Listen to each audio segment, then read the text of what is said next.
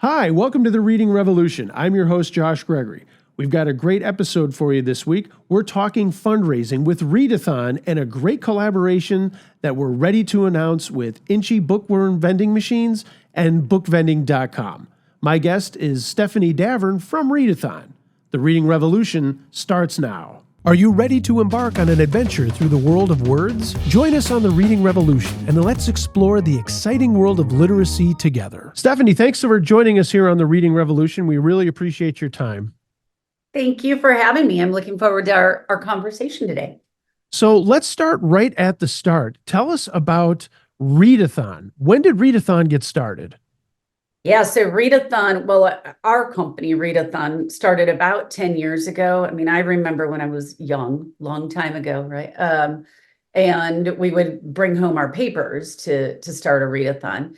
and people were getting tired of it, right? So people started looking and going, we want, instead of all those traditional fundraisers that are raising and you have to go out and sell products and go door to door and interrupting the school day and taking up, inventory space, people were starting to say, we want something that's educationally based and really is making a generational change. And as we both know, literacy and reading does that. So started about 10 years ago, and it's taken off since then. It's a really easy way to raise money.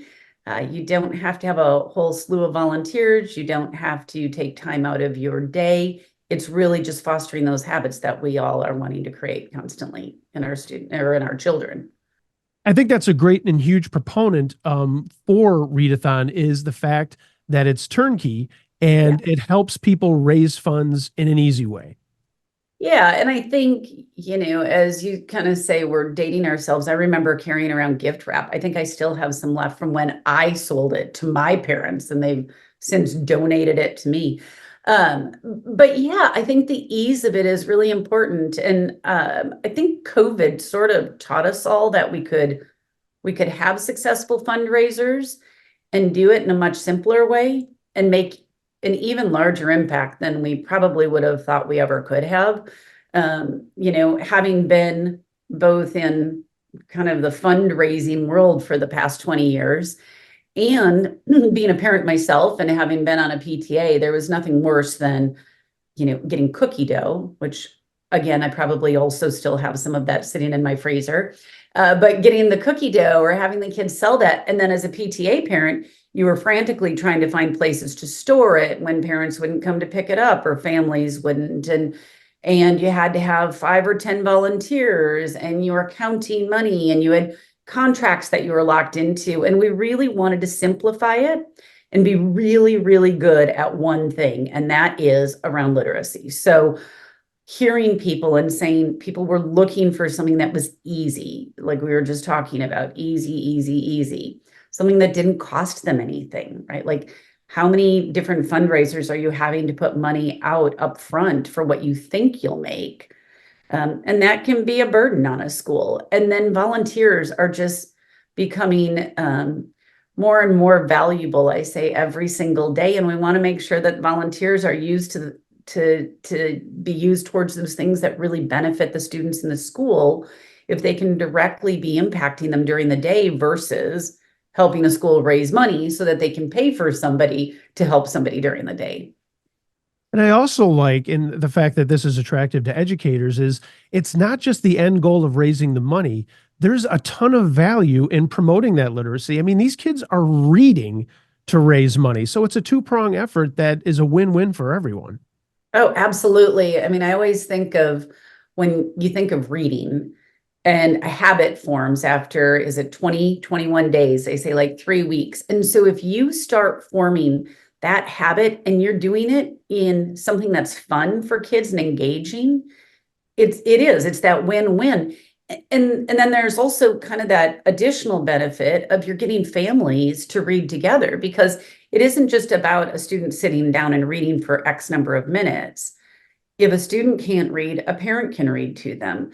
It can be that shared experience and time that we so often lose these days when everybody is running between school and sports and extracurriculars or church or wherever their time's being pulled, and parents are working multiple jobs. So this really kind of forces that commitment on family time too, which I think is a really nice kind of forgotten or lost art these days, if we can say that. And I mean, you have younger kids, and you think of how much you're running around and not being able to have that time. And I will say that that is one thing that I do always look forward to. My daughter is an avid reader. We do the library. She's getting books from school. And I do look forward to that. And I think that there is a lot of value in having that family time to just sit down and read a book. We've chatted about the benefits here, but let's talk about exactly how does Read-A-Thon work?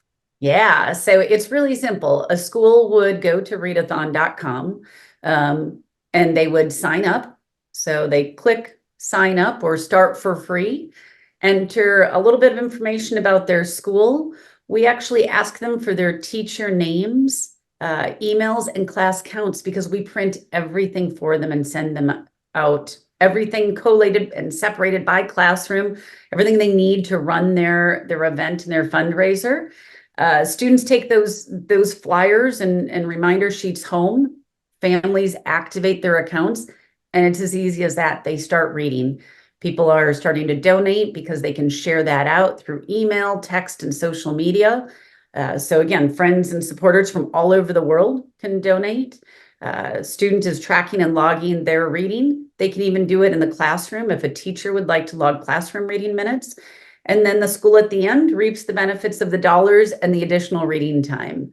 And it's nice. I mean, we had a school that a grandparent from Japan donated $3,000. And Whoa. of course, it's setting off every flag in our in our fraud systems. But it was a true donation. And she said she had two grandchildren and had never been able to participate in a fundraiser because she's overseas. And she really wanted to do something big for the school. So we have that, or we'll have the stories where you have a family. In fact, we give a Disney trip away twice a year to one lucky student and their family. And we had a little boy who is dyslexic. He had been recently diagnosed, and they said reading with him was just a chore, right? Like it was painful to watch him. And it was 5 minutes, 10 minutes. And Read-A-Thon came along, and he wanted this prize. He wanted one of the prizes. And we have a couple different profit options. They can take all cash, or they can take a slightly reduced 80% cash or 75% cash. And then kids also get a prize store to shop in. And he wanted this prize. And they said it just spurred him on to want to read. And he ended up being our Disney winner through kind of a happenstance. So we were able to hear his story. But I think you get all these different levels of engagement and involvement and why people want to be involved. I mean, my son, when he was younger, was just about the prizes. He was not an avid reader. He was not a strong reader.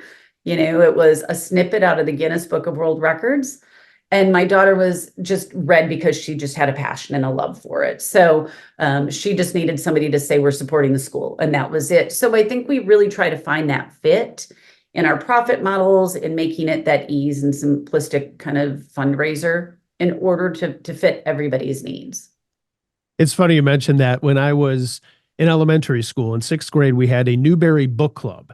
Oh, And everyone had to read 30 books that were Newbery titles, but there was a contest involved. And I was an avid reader. My mother was an educator. My father was a big time reader. So I learned to read at an early age and just was constantly reading. But I identify with that kid because, boy, when I found out there was first, second, and third, there was no way I was not going to be first. And the funny thing is I still have that medal I got from having read the most books that year. no way. And You came in first. which is You, such you a were cheesy you were the thing. winner. I Yeah. was the winner, but you know what? I look back and I remember so many of those titles, and now I get to share all of those with my friends' kids, with my own kids, and to say, hey, there's this whole world of books and wonder out there.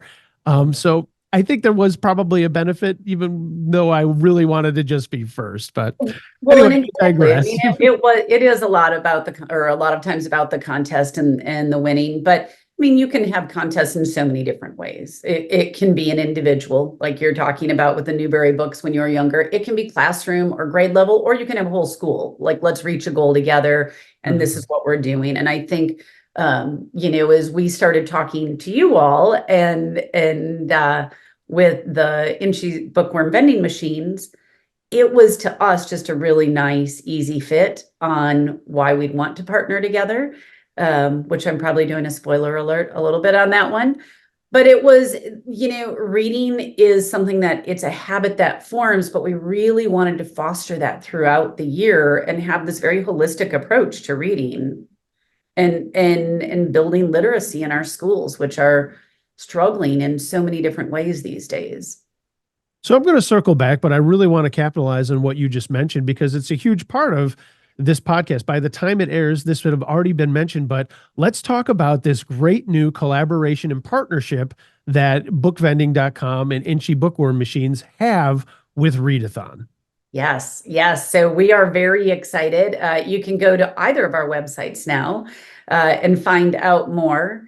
We are excited that those funds that people are raising from Read-A-Thon can now be used to buy book vending machines and fully stocked vending machines, along with being able to incentivize students that maybe have reached a reading goal or a donation goal or classrooms. And I think what it does is it keeps reading and the importance of having books in front of children all year long on the forefront. Like it just keeps it in your face in a positive way, making sure that we have this environment within a school that just fosters a love of reading 24/7.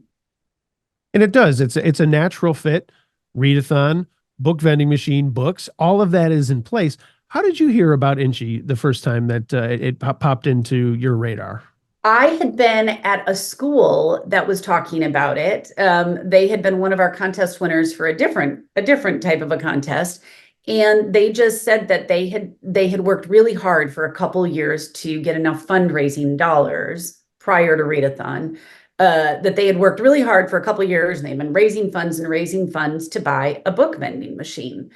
And so I said, okay, you have to show this to me because I'm used to like a snack vending machine. Is there food in it? What is in this? And they brought me over to the Inchy book vending machine, and they said, this is what it was. And I thought it was just such an amazing idea. They actually use their Read-A-Thon funds now that they raise each year because they had purchased the vending machine prior, but they use it to restock their machine constantly during the year. So it's not like a one and done that, you raise funds and you stock it once, because they said it's getting more and more popular and they have tokens that kids get to use for rewards. And they really just want this very, like I said, literacy rich environment. So I asked them where they got it, and they connected me with you all, and Connor and I started talking, and we just hit it off on, we started digressing into books and what our favorite books were and how that was. And it just went right from there. And it was just there was really no question in my mind. And I don't think Connor's it just is a perfect fit. And I love the fact that it is sustainable. As you mentioned, they might get a machine, they might have a machine.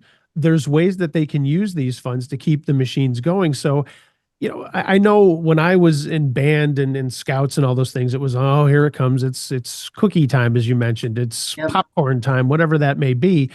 But this is something that can be done whenever, and then those funds are used for whatever they want. But again, it's not something that people look at and go, oh boy, I got to bring this home and help my kid sell it. This is helping my kid read. Right. It's making it, I always say it is a generational change that we are making. And I'm not trying to, sound all, high and mighty on that, but our educators to support them and be able to say, hey, we want to continue to foster this throughout the year. And in a lot of these schools, I think people always think of, oh, you have these, book and literacy rich environments just in high income schools. And this was very much a high title school that had that. And they were like, it's an even bigger necessity for us. They stocked it with Spanish books. They have a lot of ESL families or ELL families. And they're like, we want students to be building those personal libraries, and they have no other way to do it. And there has not been a parent that does not say, I want my child to be, more successful than I am. They all want that. Every family wants your child to be more successful than you or equally as successful. And reading is just such a foundation to all of that. So yeah, I think it's been a really great opportunity for schools that didn't have a way to fundraise before to get a book vending machine to use Read-A-Thon now. In addition, I think it really sets the stage for the whole year, host your Read-A-Thon and then get your book vending machine and continue that cycle and just have this amazing culture and environment at school. So how long does a typical Read-A-Thon last? Yeah, that's a great question. So most of them are about 2 to 3 weeks because they want to start building that habit of reading. And of course, we know that after 3 weeks, people are going to start kind of getting involved in whatever the next activity is. So it's about 2 to 3 weeks. And during that time, students are reading, donations can be coming in, and the school is seeing those funds. So I always say it's like a reading forward fundraiser that has this great benefit of getting those dollars. Can schools participate more than once in a year, or is there a recommendation of how many times they do it? And do they have the option of doing something longer? Is it customizable? Yeah, it's absolutely customizable. That's what's really nice about it. Everything from the messaging that you send out that we've already got written, you can customize that to the time that you have it. We have schools that will run it for a month or 2 months. We have some that will run it all summer. We have some that do it in the fall and the spring. But yeah, it's absolutely 100% in that way customizable. You're making it your own, and you're making it not just a fundraiser, you're making it a whole school event. What a great way to do something through the summer months where they have the summer slide, but to Yeah. be able to make it something that is beneficial for the classroom, but also benefiting the student instead of it just being, here's your summer reading list. Now they can take that summer reading list and actually help raise funds for any project that they're putting money towards. Absolutely. And what a fun way to start the school year is coming back and saying, guess what? This is how many reading minutes we had over the summer. And by the way, this is how much money we're starting the school year with to do all these great projects that we've been waiting to do. So who typically reaches out to Read-A-Thon? Is it a single parent, one of the teachers, a PTA? Who really starts this ball rolling? Well, if I was doing a pitch, I'd be like, anybody can. But we have a lot of librarians, a lot of PTA, PTO families or parents that reach out to us. So librarians, a lot of times are using it to build up their libraries or book vending machines and get that going. PTAs, PTOs, principals quite often are reaching out. And then we'll even get some of the literacy coaches and reading intervention specialists that will reach out and say, I need to do it just for a grade level. We have a class trip coming up, and so we need to just do it for that grade level. So it's really anybody, but librarians, PTA, PTO, and principals are our primary people. So when people decide that they're going to sponsor a student, and you mentioned that they can say whatever amount that's going to be, what kind of interaction, or I don't want to say reporting, but what kind of interaction do they have once they sign up to sponsor someone? Do they see how much the kid is reading and how much they're doing in real time? Yeah, they do. They have a real-time dashboard. It can be customized and put images on it. A sponsor or a family member that donates can actually leave a personal message for that student, which I think is really great, and they're really fun to read. They can sponsor it and see it that way. They can see real time how much they're reading and how much they've raised, and they can see the school goals too, which I think is really great. I love being able to leave a message because what another great way to say, hey, this is the kinds of things that I was reading at your age, or maybe open their eyes up to a whole genre of books that they might not have thought were really in, in their vision, that they never even considered going to that section of the library or that section of the bookstore. Absolutely, absolutely. I think it really personalizes it and makes it a just kind of a more intimate experience for whoever is donating, and for the student that's receiving those messages. I mean, I can tell you that when my kids graduated, I had everybody leave little personal messages, and they both have those to this day. So I do think those personal messages stay with them. It's kind of like with your contest that you were talking about before. You remember those things, and books are just such a very personal thing to people. One of the things that we've tried to really make sure that we do within Read-A-Thon is we have kids track on minutes, not pages. So we want them to read for enjoyment. We want them to read, I always say, those just right books that feel good to them, are at a level and a level that they're comfortable with. And I think it's really important that they do that versus like, I'm going to read a really easy book just to get through it because it's all on pages. So, how do schools or institutions, whoever's going through a readathon program, how do they actually promote to make sure that everybody is hitting on all eight cylinders when the program kicks off? Yeah, so we send everything out, obviously, with those flyers, reminder sheets, the posters. We have a guide that kind of gives you tips and tricks so you can't screw it up.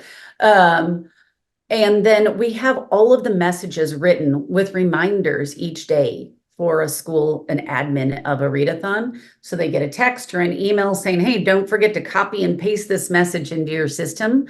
We have videos for them. So we really try to take all that heavy lift off of them, have it just kind of turnkey. So day to day, all they have to do is copy, paste at the level they want to do it at. So, what kind of social media marketing are you involved with, or any kind of promotion that people can also take advantage of? You mentioned a contest winner who's going to Disneyland. How does that all play into the readathon day to day? Yeah, so we try to do contests throughout the year. So our Disney contest is really encouraging kids to send their 10 text messages out. We know that when families get text messages, they're more likely to donate. Everybody is very instant these days and on their phones. It can be good or bad, but in this instance, it's really good. And so those kids are entered into that. Right now, we have a back to school contest. We want them to be focused around literacy and reading. So people can go and enter in 10 of their favorite fall reads, and we'll be giving a school a collection of those. So we'll be giving 5 schools actually collections of their top 10 reads. So we really try to have contests around social media, and we have a video contest coming up about, tell us what you've done to make your readathon successful, so that not only can they be used for other people that might be looking for great ideas, but they really are focused around literacy. And Disney World is, although not a literacy place, it still is just a really great reward for a lucky student. And what a great way to keep that momentum going, to say, okay, we've read these books, but here's some other creative ways. STEM is such a huge thing now. So it's also involving a little bit of that and some of the arts to really kind of, you're promoting yourself in this wonderful thing that you've just done to raise a whole bunch of funds for your school. Oh, absolutely. And I look at, having community members come in during a readathon, having those reading days. I know Connor and I were talking about how my son's a police officer, and if the local schools around here had those book vending machines, they would hand out tokens of you deserve a book, right? Like, great job wearing your helmet as you're biking along and having those positive interactions. And with Readathon, we really want the whole thing to be a positive interaction. We want kids to feel good about reading. We want them to feel good about whatever gains and efforts they've made. If they're supporting their school, kids can participate even if they don't get a single donation. And I think that's a really important part of making it equitable and equal for everybody that wants to be involved. They can just read. If you have a family that says we're not in a position right now to be doing that, but we've also opened it up to a really broad audience because it's international. So even if a family themselves can't support the donation portion, their extended family might be able to. What kind of feedback have you received from folks who have been using Read-A-Thon to generate some funds for their schools? Oh gosh, I always hear easy, right? That's our top thing, easy. They'll say I raised like 4 or 5 times more than I would have in any other fundraiser, and I didn't need all the volunteers. I was able to do it and get it started in under a week. So I hear about that a lot. People are really happy, I think, to not have to have that upfront cost. So we hear about that a lot. And then we really pride ourselves in our customer service. And we have live, real people still that if you have questions or they have concerns or they have an issue, they can contact their customer support person who is dedicated to them and forms that personal relationship with them. And we hear that all the time. It was so nice. They answered my questions. It was a real person answering my question.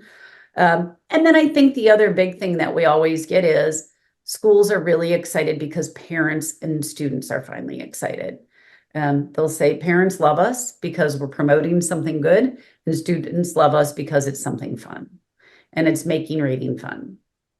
I think that's a huge component of the program, is that if there are any concerns or some issues that someone comes up with, any of those challenges can be met by a real person rather than putting into, that chat room hell that I've been in so many times where you're going back and forth with a bot that does not understand, and it's hard to actually get in front of someone. The fact that you're offering that, I think, is probably a huge benefit for anybody who's on the fence about what kind of fundraising program they want to get involved with.